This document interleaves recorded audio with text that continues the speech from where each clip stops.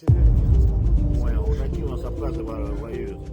Сам себя жгутанул, сам себя обезболил, сам дошел по грязище.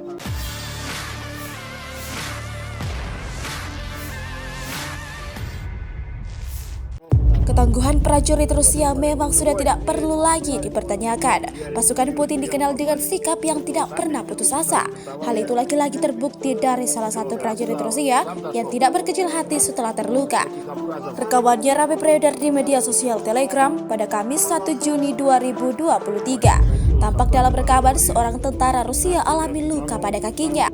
Bahkan setelah terluka, petarung Rusia ini berusaha membalut kakinya sendiri yang sudah dipenuhi dengan darah dan tetap bersikap positif pantang menyerah. Video ini kemudian viral dan dibanjiri komentar positif dari warganet. Эвакуацию вызвали. Красава. Куда попали? Живой? Нет, он хуярит, понял, вот так. Хуярит, пульсирует, в вену попали. Что, сам перетянулся, сам забинтовался? Нет, здесь перетянули, это Все, побудили, красава. Сам дошел? Да. Вот из таких Абхазов. Пацаны, братан, новенькие, нельзя с ними рисковать. Сказал, чтобы сидели тихо, спокойно. Понял, вот такие у нас Абхазы воюют. Сам себя жгутанул, сам себя обезболил, сам дошел по грязище. Братан, это хуйня. До свадьбы доживет. Все, давай. Самое главное.